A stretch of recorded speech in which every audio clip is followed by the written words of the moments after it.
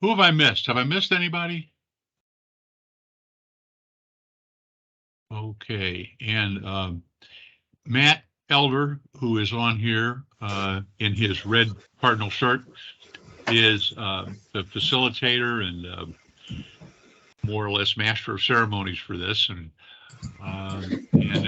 Brandy Chamberlain helps us set these things up. So and helps us get in touch with people who wind up coming to them. So in charge of that whole area. And my name is Bob Hausladen, and I am the program director for the Distilled Spirits Business Certificate. And the difference between this and perhaps what is offered some other places, and there's a lot of good ones. UK has a terrific program. It's focused more on how do you distill the product and the science that goes into it and so forth, which we need. There's a number of universities there. Ours is different in that we focus on the business side. So we're not going to teach you how to distill. Oh, I've got some videos in there on distilling for those who are trying to go in business for themselves. I've got a couple of good ones from people who have done it. So we interview those people and we put the videos on, and but that's not actually part of the material of the course. That's actually a supplement, which is available in, I think it's available in 2 of our courses now, the 3-tier system course and the finance course, and it's down beneath the actual material. It says supplemental or something like that, or startup supplemental information. And so that's there to help with that side of it. Now, we do talk, of course, about the business side if you're starting up. The finance course in particular, I'm lucky enough to have a guy named Mark Dukovich, which I'll talk about in a minute, doing that one. And he's got a lot of experience in what it costs to do these things. So at any rate, having said that, Matt, I think we're ready. I think we'll start with the Lisa slide. If you've got it handy. If you don't, we'll just go with the other.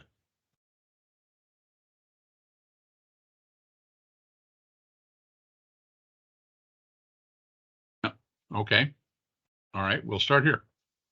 As I said, this is the Distilled Spirits Business Certificate, and you can go to the next slide, Matt. So I'm going to overview the program for you, talk about why you might take this certificate, the courses and the faculty, and some of our industry connections. The course is 9 credit hours at the graduate level, so you have to have an undergraduate degree to take this. It's 6 1.5 credit hour courses. Each one is 5 weeks. We hold in the spring, we do all 6 courses, but we do them in 3 flights. So 2 courses in the first 5 weeks, 2 courses in the second, 2 courses in the third. We do the same in the fall. In the summer, because the time is shortened, we do all 6 courses in 10 weeks. So we're taking 3 at a time. Now, part of that schedule is set up for our master's students who can take this as their electives.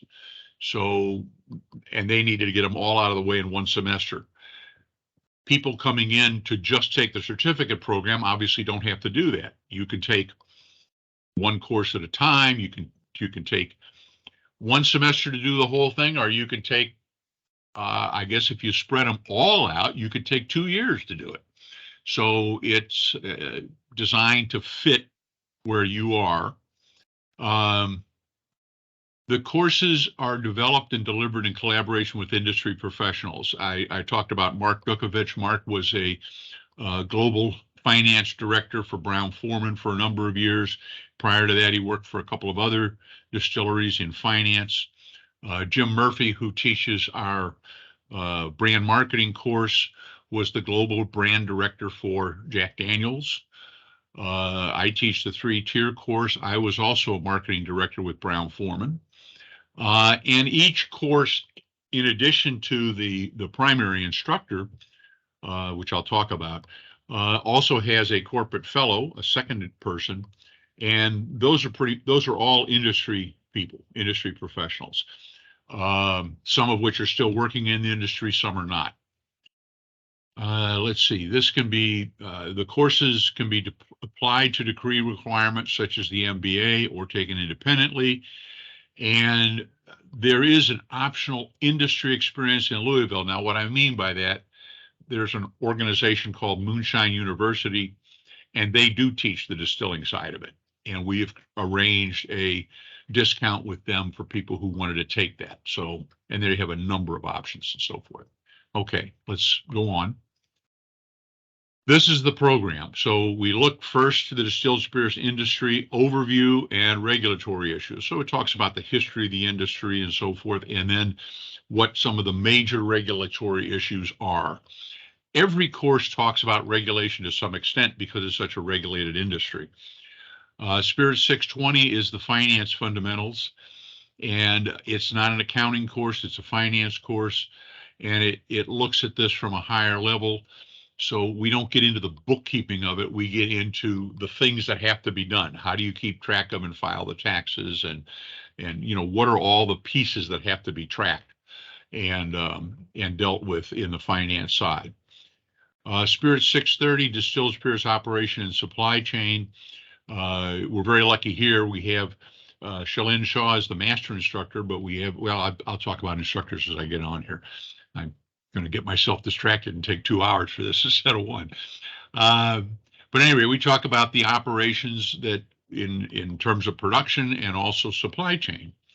Spirit 640, sustainability in the distilled spirits industry, is in many ways a very different course than the rest, in that sustainability is a huge issue right now, and there's a lot of work being done there. So there's constantly new things coming up, and this makes it a much more scientifically oriented course.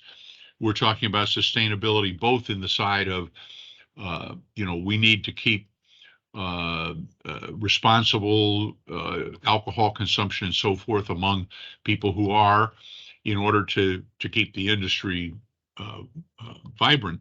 But we also need to do things like deal with the leftovers from distilling, which we call stillage, which you can't just dump in a stream. It's not a good thing. So there are a number of ways those get used. And recently, one of the distillers here in Kentucky came up with a way of turning that into energy to help offset the energy the plant needs. And we were very lucky when she did that. The person who directed that program was on our staff in that course. She's since been promoted and had to leave the course, but we're working on a replacement for her. The master instructor is still here. Spirit brand marketing looks at marketing, but in the spirits industry, it's mostly a brand industry. There are some private label brands out there, but it's pretty much the really vibrant part of the industry is about brands, and so that's what, and of course, Jim is eminently qualified for that. And then there's 660, which is the 3-tier system of alcohol distribution that I teach. You are undoubtedly familiar with 3-tier systems: a supplier to a distributor to a retailer. That's pretty straightforward.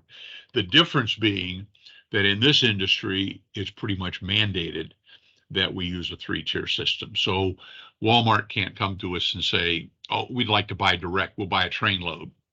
Can't do it. We've got to go through a distributor. And that is a changing area, which I'll talk about. Okay, so as I said, in the spring and fall, the first 5 weeks, we do 610, 620. So overview and regulatory and finance. In the second 5 weeks, we do the operations, supply chain, and we do sustainability. And in the last 5 weeks, we do spirit brand marketing and the 3-tier system. Having looked at that, you can pretty much guess in the summer, we do 610, 620, 630 in the first 5 weeks, 640, 650, 660 in the second 5 weeks. And it's good. It's tight when you're doing 3 courses at a time, but it's being done mostly MBA students, but we always have a few certificate students, although usually it's a certificate student who's finishing up something, taking 1 or 2 courses, but it's available. Okay. Next slide, Mark.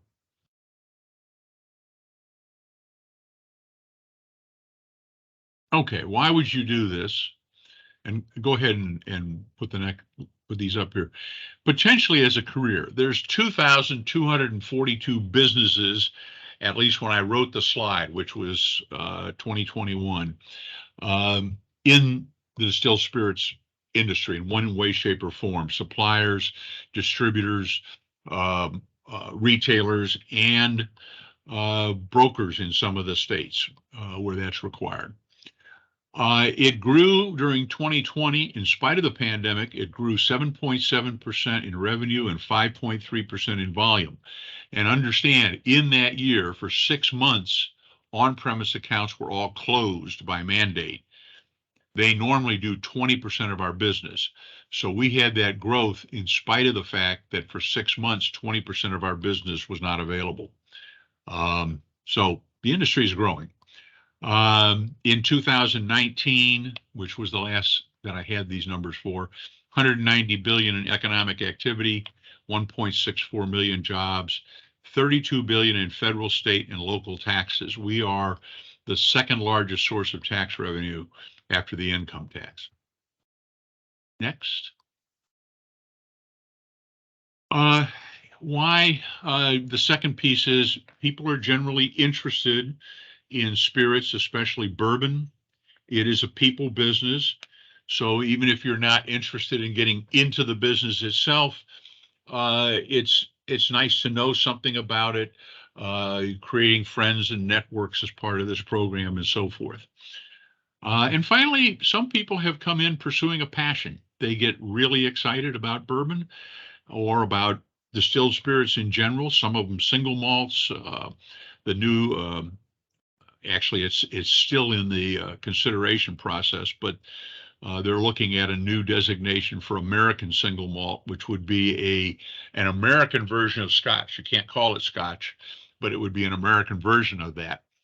And there are some out there that are called single malts, but the definition is still being worked on in the regulatory bodies. So both of the above, and then some personal growth. One of the things about this program is, of course, anytime we're learning, we're exercising our brain, and this one will exercise your brain. So we come away with the more we exercise it, like any muscle, the better it gets, and the better we're able to utilize it. Okay, Matt? Okay, so let's talk about the courses individually. 610, the overview and regulatory issues. We talk about the major players, the outlook, the economic impact, the history, and then some of the regulations in terms of the production, the safety regulations, advertising regulations, distribution regulations. It's a very heavily regulated industry. Joel Adams is a former vice president of operations and marketing for International Spirit Beverage Group. He has an MBA in entrepreneurship, an MA in humanities and civic leadership, and he just received at the end of December his PhD. So we're very lucky to have him.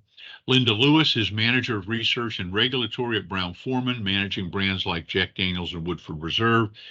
And then Jason Alexander is not with us currently. He's what we call a co-instructor.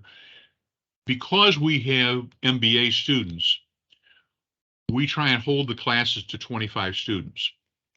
So in the spring, for example, we had enough students. We have 2 sections of each class. So Joel taught one, Linda taught the second one. Last spring, we had enough students, we had to have 3 sections. So we brought Jason Alexander in, and you'll see that on the other slides, that very often we have a third person who comes in as needed, so to speak. Jason has a day job, as does Lewis. And Joel does too, actually. He teaches as his day job, but he also helps us with this. So let's go to 620. 620 is distilled spirits finance fundamentals, the role of finance in a distilled spirits producer. So it really looks at it from that level, calculating costs, working capital, taxes, the cost elements and sales projections for an ongoing distilled spirits producer. We also, in doing so, get in somewhat to the distributor finance situation, because at least where it connects with the distiller. Mark Dukovich, we call him Duke, he has more than 30 years of experience in the finance area, including finance director for Jack Daniel's Global. He was also finance production director for Brown-Forman for several years, so he's very well versed in this.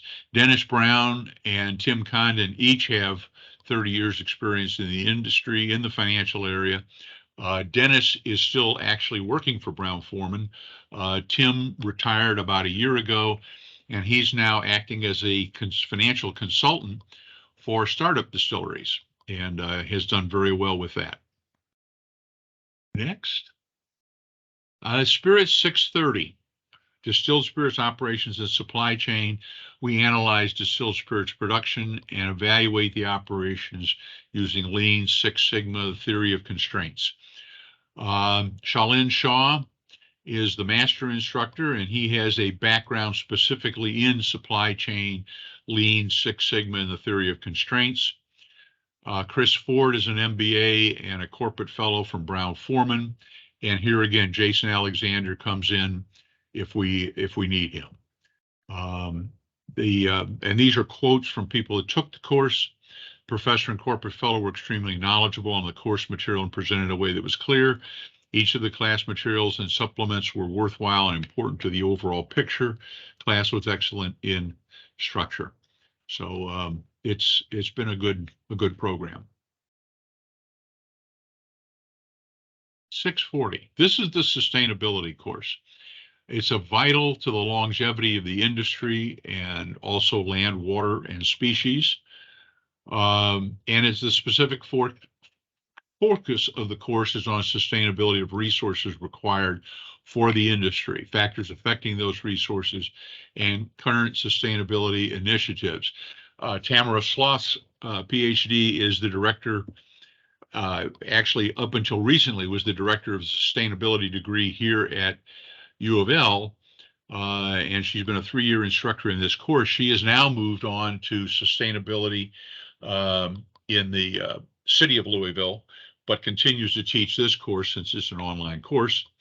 And then Kim Harmon, she was the director of health, environment, and safety manager, but she then became director of sustainability, and now she's the general manager of the Maker's Mark Distillery. So we are talking to some other people to replace her role. At the moment, Tamara is teaching both sections. One thing about this is a fast moving, and it's a very important area. Tamara and I are both on what's called the Kentucky Distillers Association Collaborative, which is about 60 people, and we look at sustainability issues. And we're looking at issues like right now, glass is in short supply in the industry. Currently, we're concerned for bourbon, about white oak, because at one time back in the 80s when I was with Brown-Forman, Brown-Forman owns its own oak farms and had enough white oak, mature white oak, for 150 years, which is about what it takes to grow one of these. Today, because of the growth of bourbon, that's down to 30 years. So, and since Brown-Forman owns the cooperage that does about 90% of the white oak barrels for everybody, pretty much, except I think Beam Centauri doesn't buy their barrels. But other than that, it's everybody else. It's a concern for the whole industry. Glass is a concern. For a long time, and I think it's recently eased up, trucking was a concern because we didn't have enough trucks to deliver the goods. So a lot of these things are pressing on us right now, and that's not even getting into what do we do about waste products and also water, because you have to have good water supplies. Not just any water supply will do for making whiskey. And a lot of times what we're looking for is limestone water. And so all these factors go in. So it's an interesting course to take. Very different from the others in many ways. Okay, 650. spirit brand marketing. So this is applying marketing principles to building of distilled spirits brands, especially looking at brand positioning and architecture, customer target identification, brand activation, and responsible marketing. Jim Murphy has 40 years experience in the wine and distilled spirits industry, including Global Marketing Director for Jack Daniels, Director of Marketing Capabilities and Business Process Planning for Brown-Forman. For Brown-Forman. Expertise in brand positioning, pricing, new product. He's every Thursday, I'll digress a little here. Every Thursday anytime one of our courses is running, I do a Thursday night virtual happy hour. So everybody's in their own home. You can have a drink if you want to, you don't have to. And we talk. And when his class is going, Murphy joins us usually for a couple of those. And it's a ball. It really is a lot of fun because you can kind of ask him about any major brand and he'll be able to talk about how they marketed it, what went right, what went wrong, and so forth. And I think sometimes the students get a kick out of doing that. Now, those virtual happy hours are voluntary. You come if you want, and you don't have to. But a lot of our students, especially certificate-only students, the people that are just taking the certificate, wind up coming to it and enjoying it. And I actually have 5 students that have continued to come. They said, "Can I keep coming?" And so they continue to come about once a month. We have it every week. They come about once a month just to touch base with people to see what's going on and have a good time. So Kim McCassell has an MBA. She has 30 years of brand and marketing experience, 20 years in the distilled spirits business, but she comes from the agency side. She was one of the people, her agency worked on a lot of the advertising and so forth for people like Brown-Forman and Jim Beam and so forth. So she's got a lot of that side of the business. And then Mike Isaac is the manager and director of Anvil Brand Company, which is a distilled spirits company, as I understand it, and his industry experience with Southern Comfort and Jack Daniels. Okay. And then there's 660, the 3-tier system of alcohol distribution, the structure, the operation, impact on suppliers, distributors, and retailers, the differences between open and control states, and the potential changes and trends. Now, you may or may not know this, but the Treasury Department came with a report early last year at the direction of President Biden on the 3-tier system in the industry in general, but especially the 3-tier system, and made a lot of suggestions for possible changes. Now, all of that was then directed to other various agencies. So none of it has yet been implemented, but they talked about things like there's 7 states right now which permit online sale of alcoholic beverages to consumers in the states. But for each one of those that permits it, it's a reciprocity deal. In other words, your companies can only sell into my state if my companies can sell into your state. So there's 7 states in this. For wine, there's 46 states in it. So these people are saying, why can't we have everybody in this? And it's an interesting question. I don't know whether the federal government can change it because the 3-tier system was set up in the 21st Amendment. And the way they set it up actually was to give the states the right to control distribution and to also prohibit cross ownership between levels of the 3-tier. So if you do those 2 things, you're kind of stuck with a 3-tier system. But that's not to say they couldn't do it. Like I said, wine is sold that way in 46 states, so it's possible that they can. I just don't know. Go back to that slide a bit. Okay, I've already talked about me. I had over 25 years with Brown-Forman. Dave Stang spent 45 years. He's worked in all 3 tiers of the wine and spirits industry. He has his own company doing consulting work for Jack Daniels brand. And he is also probably the best interviewer I've ever met. So a number of the interviews that are in that supplemental material Dave has done. And he got 8 Oaks Distillery, for example, the guy that owns and founded 8 Oaks Distillery up in Pennsylvania. they did an interview. He did an interview with a former master distiller of Jack Daniels, who's now started his own company. And so it's interesting. And Bob Krall has 35 years experience in the industry, working with all three tiers, and is kind of a master of the national accounts business. So as you can imagine, since you have to go through a three-tier system, if you're a Marriott, you've got a bar in pretty much every Marriott you have across the country, but you have to buy from the local distributors. So how do you run a program with Marriott? And that's where a person like Bob Krall was national accounts manager, and he would go in and set those up and then arrange that all the distributors would honor that program. So it's an interesting aspect of the business. Okay, Matt, now we'll go on. The supplementary module I already talked about for startups, and right now that's just in the finance and the three-tier course. We may copy it to other courses, but you'll get two shots at it anyway. Moonshine University has a discount for students wanting hands-on experience in distilling, and they have a wide variety, all the way from a one-day program to, I think, a week-long program. And then there are opportunities through the Ulmer Center, where we have brought in distillers who are looking for people. We're still growing that side of the business, but Ulmer Center is a piece of the College of Business that works with our students, and not just while you're a student. Once you've gone through one of our programs and finished it, then you have access to the Ulmer Center and all of their services, things like they'll help you with a resume, or but a lot of it is contacts. We do various career fairs and so forth, some of which are virtual.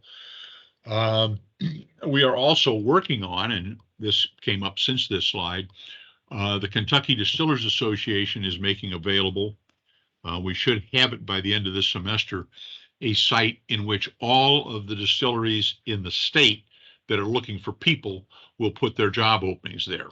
So that's an opportunity. I don't know whether this would apply to any of you, but we also have the Chamber of Commerce has a workforce department, and the head of that workforce department is working with me. We have 20 distilled spirits internships right now. And you know that it now they're in the summer, so it depends on whether you can do that, but those are things that we've been working on. So that's kind of where we are on those things. Do we have another slide there? Industry connections. Okay. Representatives from 13 distilleries have been to our happy hour events over the past year. We also, the Kentucky Distillers Association, actually, when I wrote this slide, they had 42 members and 35 in the process of joining. 16 of those 35 have now joined. They also provide some scholarships, and they do a career day. So those are all pieces of the puzzle that goes into this program. Got another one there?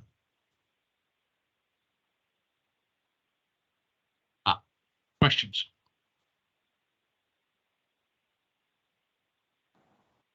Hello. Yeah, I got a question. Yes.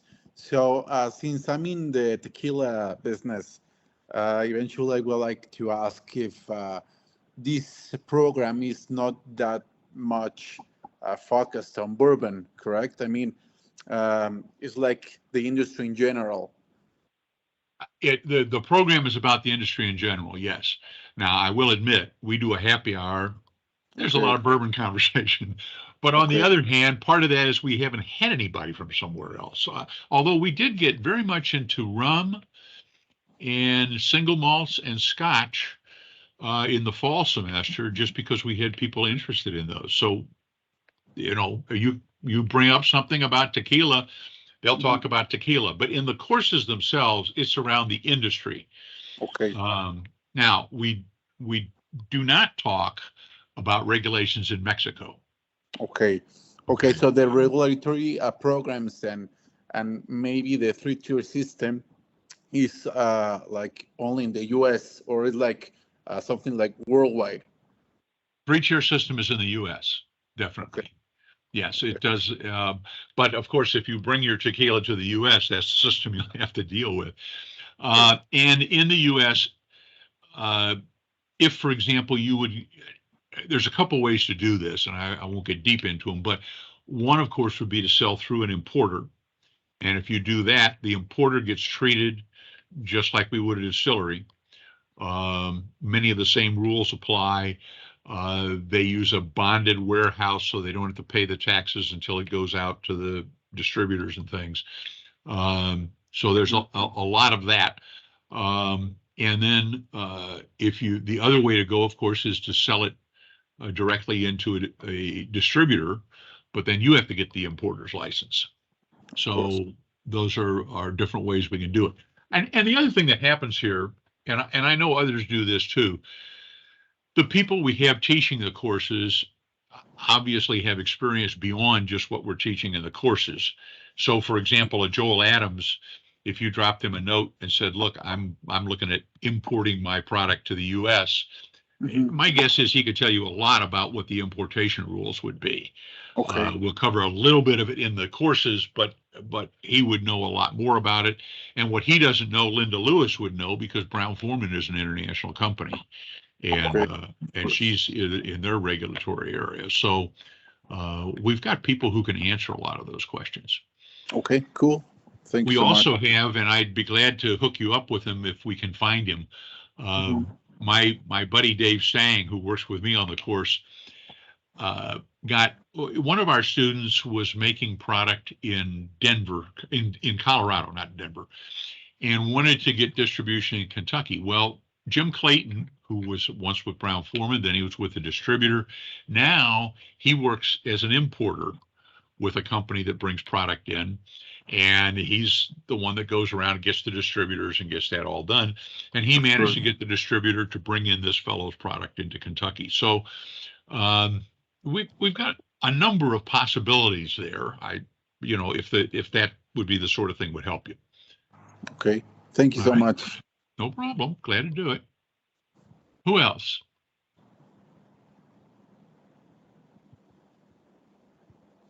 This is Jennifer. Just out of curiosity, as far as the structure of the courses, whether it's the spring, summer, fall options, is it during the day? Is it something where you can take during whatever hours that work flexible for you? Just as long as you complete the courses within that week time frame or 5-week time frame? I'm glad you asked that question, because I should have started with that. It's an online program. It's completely online and it's completely asynchronous. So in other words, you can take it, I mean, as you choose to. We do generally run a module for a week, so we like to get everything done by the end of that week, because it's hard to keep up when you're correcting things if everybody turns them in the last day of the course. But yeah, it's asynchronous. Watch them when you want to. I had a student last year who was in Singapore. In fact, it was funny. He would come to all of our happy hours, but for us, it was 7 at night. For him, it was 7 in the morning. So he came, he was in his office. Needless to say, he didn't have a distilled spirits to drink, but he took the courses, on his schedule, and that was perfectly fine. Does that answer your question? Okay, good. Yes, thank you. Good. Who else? I have a question about the total cost of the program. Okay. Yes, 7,000. The cost of the program? Yes. Okay. The program, I guess we look at this a couple different ways. It's $800 a credit hour, which means it's $1,200 per course, and there's 6 courses. So the total is $7,200.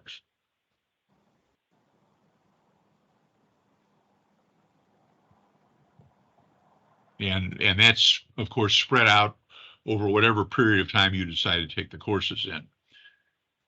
And as I said, we do have some, I'm not sure who asked the question. Who was that asked that question? It was Darrell Clayton. Darrell. Okay, well, Darrell, we do have some scholarship offers from um, the KDA, and that would be something we could take a look at offline. Okay, Okay, thank you.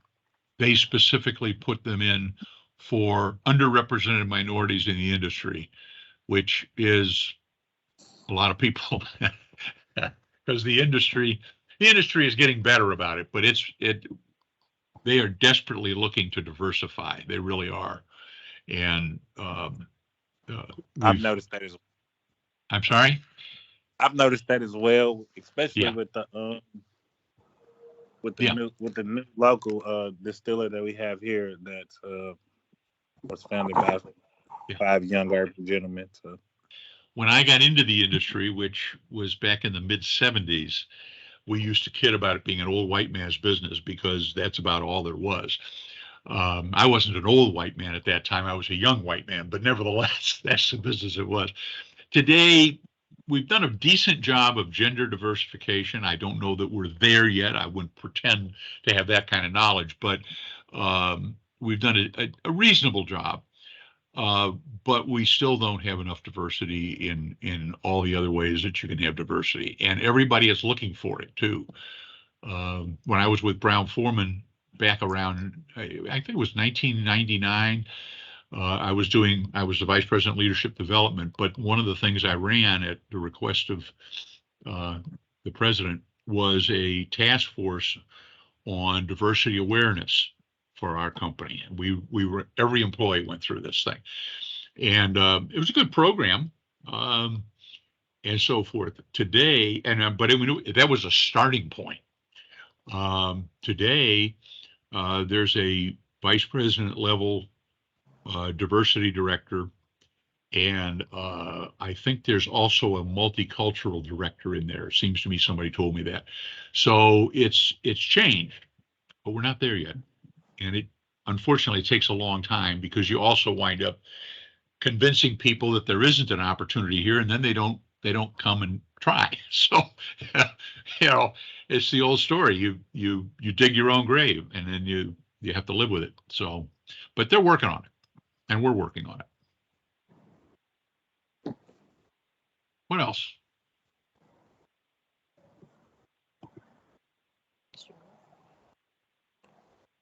Well, let me do. Go ahead. Bob, I have one more question. So if there was somebody in any of us that are attending today, if there was a course or maybe a piece of knowledge that you're not presenting, that you would recommend that we would search out on our own. So it sounds like you have a very nice encompassing program, but what's maybe one piece that's maybe missing that you think, if we had that, would be really nice? Well, the number one, the big obvious piece is we don't teach distilling. And as I understand it, actually the Speed Engineering School is looking at that right now, but they don't do it yet. But there's other opportunities around for that. What else? Actually, I've thought about this a bit. If I was going to add a course, I would add, I deal with control versus open states in the 3-tier course, but I almost would add a course in control states because it's such a different animal. The 17 control states are just really, every one of them is different from every other one. The regulations and how they do things. Some own the retail stores, some have private retail stores. States like Alabama has both Alabama state stores and the private stores, but the private stores pay the retail price for it and have to sell it higher than the retail price. But they sell on Sundays and they take credit cards, so they survive on that. It's just an incredible system. And so if I was going to do something, I would do that. But we do touch on it. And as a matter of fact, one of my students opened her own operation in North Carolina, of all things, which is probably the toughest one to get into. And I was very proud of her. When she came in, she talked to me several times about what she wanted to do. And she's a person of widespread interest. I mean, she was in a PhD program at the same time she was taking this. She was also working a full-time job and trying to start this business. And and selling the ancestral home in Pennsylvania. So had a lot going on. But she got with the association there in North Carolina, and they got the rules changed so that now small distilleries and can sell in their own gift shop. They can sell their product, which I never thought would happen there because the stores are not state stores. They're owned by the cities and counties. So as you can imagine, they don't want any competition. And now they've just set that up. But it passed through the state, and more power to her. She's now also the director of the Historical Society in Charlotte, North Carolina. So last time I talked to her, I said, when do you have time to do anything? But he does. I have a quick question about the application. So I'm filling the application and it's asking me for GRE and recommendation. Are these required for the application? GRE is not required for the application. No. And recommendations? Recommendations.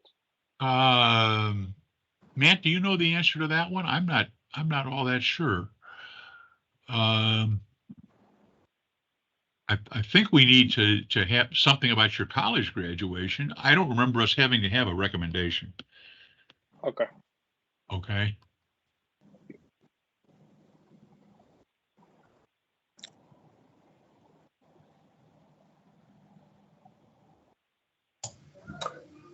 Bob, I was going to add, I don't believe that they do ask for a recommendation. In the event that they did, our folks would circle back with you and get that. But I don't think we do for the certificate. I don't remember ever hearing that. Yeah. Okay. The only thing we have to know is where you graduated college so that we can go look that up. And that's it. I have put my phone number and my email address in the chat. I think it's sent on one of the slides, spirit at Louisville so forth. And that's fine, but that one is kind of iffy. So just use my personal email address if you would. And you're welcome to text me, call me, email me, whatever. I give my phone numbers to all my students too. So I get a lot of text and phone calls, but that's okay. It's all fun. I enjoy every bit of it. Anybody else? So a follow-up to this question. Yeah. I don't have a U.S. bachelor or diploma. I mean, can I still go into the program if I have a Mexican one or? A Mexican degree is fine. Oh, okay, cool. Yeah. I don't see any reason it wouldn't be.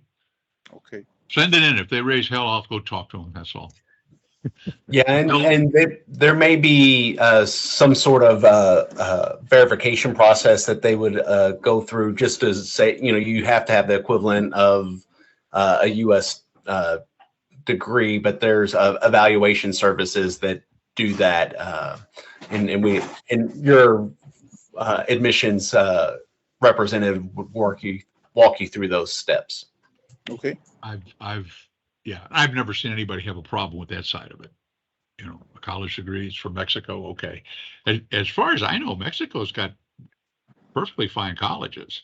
I've never heard anything otherwise. Just wondering if you only get like American students or into the program. You know what?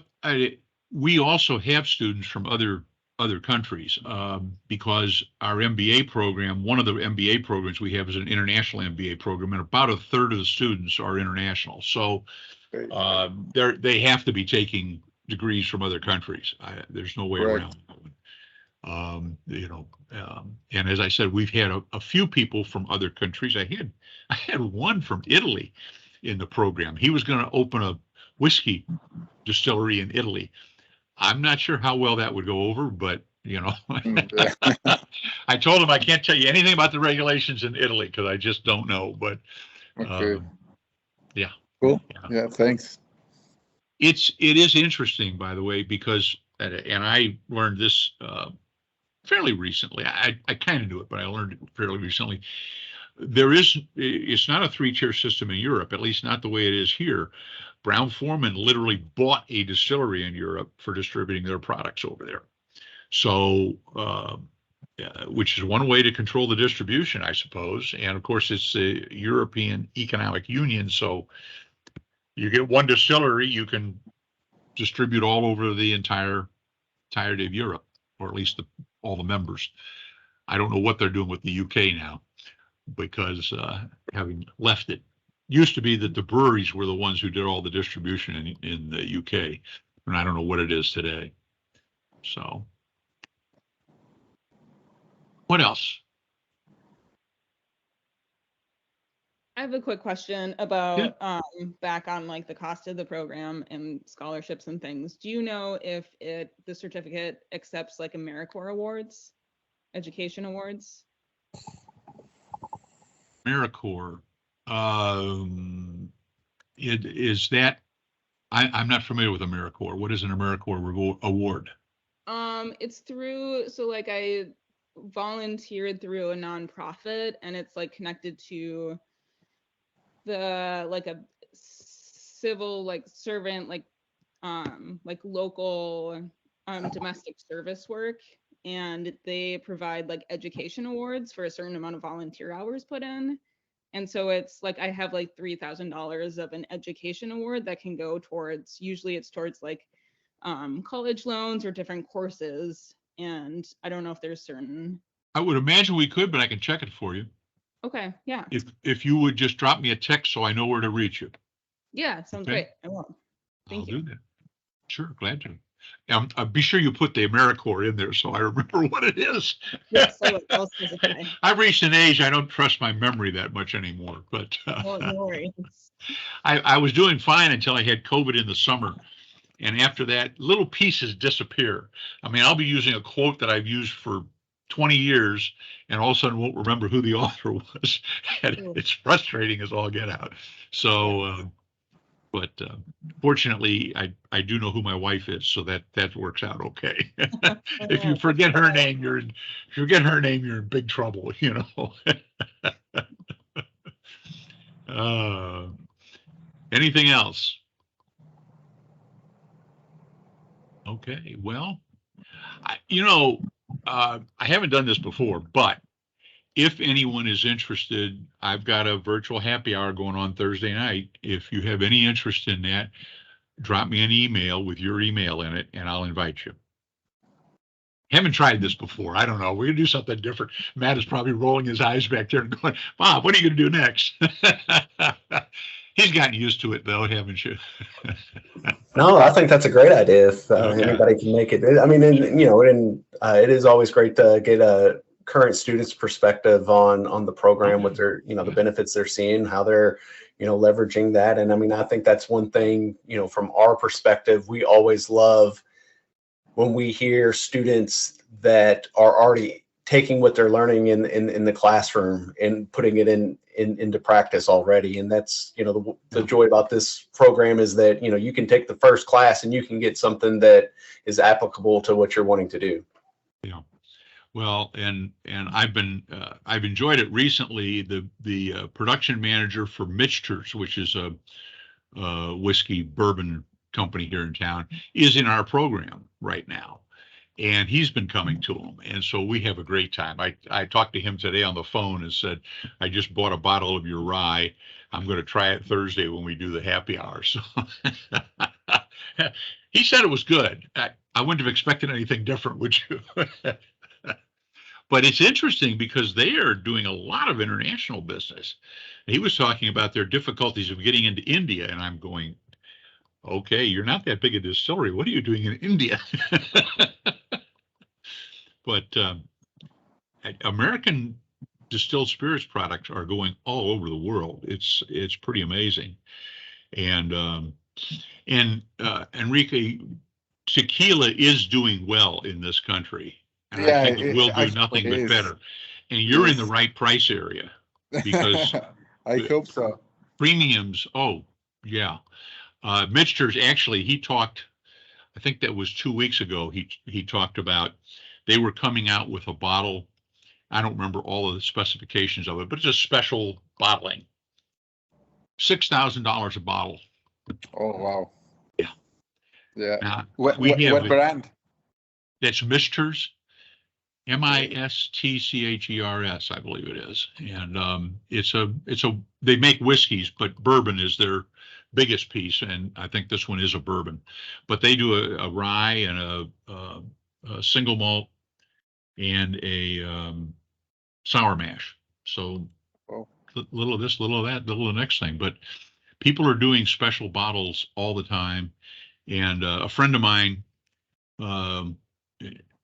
who he's actually a wealth manager, but he also is the director for one of our other certificate programs.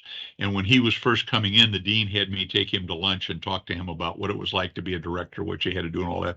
So we went to a place that has a great back bar. Turns out he's really into this too. And he was telling me, as a wealth manager, he said, rare bottles of whiskey are appreciating faster than anything else, over 500% increase. Wow. So he was buying, he bought a case of bottles that were like one of the Pappy line, that were like $1,200 a bottle. And he said, we'll wait a couple of years and $6,000 a bottle won't be a problem. Of course. I was like, holy smoke. And there was a whiskey, I think it was an Irish whiskey recently that sold a bottle for a couple of $1 million. Which, how come? There's a market for everything. I mean, there is in the U.S. Yeah, and it was asked at one of the happy hours. They said, why would people spend that much on a bottle of whiskey? How could you drink it if you did that? I said, well, there are some people who would drink it. They have a lot of money and they're not worried about it. Yeah. But I think the other piece is you have people that buy it. Maybe they don't know what to do with it, huh? Well, they also buy it, though, to have it. They put it on a shelf in the house. They'll keep it 5 or 6 years. Maybe they'll sell it one of these days. I mean, there are collectors out there. I had one of them in one of my classes. He runs he's president of an architectural firm here in town. His back bar, when he would come to these things, had about 300 bottles on it. And most of them were more expensive than most of the stuff I buy. So, but some of them are sitting back there unopened. But part of it is, and it's one of the reasons that distilled spirits are growing again, is this idea that you get into it, you learn about it, and your friends come over and you say, have you ever tried, what's the name of your tequila? Sergio Tequila. Sergio? Sergio? Yes. Close. Okay. Yes. have you tried this new tequila? Let's try it. And people try. Well, it gives you status. You knew something they didn't know. A couple of years ago, I read about a fellow who was, at that time, he was doing single malts, Scotch, and he would go at lunchtime to this particular account that had great store of single malts, and he'd look at their list and he'd say, let me try this one. So he'd try it and he'd read about it and so forth. He'd invite his friends to the place that evening, not telling them anything about it, and say, we should try this, and bring it out and tell them all about it. It's a status thing. People are buying these products, some for just the enjoyment of it, yes, but some because of the status it brings you among peers and friends, and even for your own, I know something that other people generally don't know. So it makes you something special. And I do think that's a reason, and that's something to think about when you go to market your product. How do you make it something that the people who buy it, who have it, feel that they have some status because they know about this product? Of course. Jack Daniels was built that way. When I was with the company, it was always the aura of discovery that they said made the brand. Now we're a little big to be that way now, but it was, in those days we weren't 10 million cases. It's hard to say now that you're just the only person who's discovered it, but well. Well, thank you all for being here. I think we're about out of time. Am I right, Matt? Okay. Thank you all. If you have more questions, you know where I am.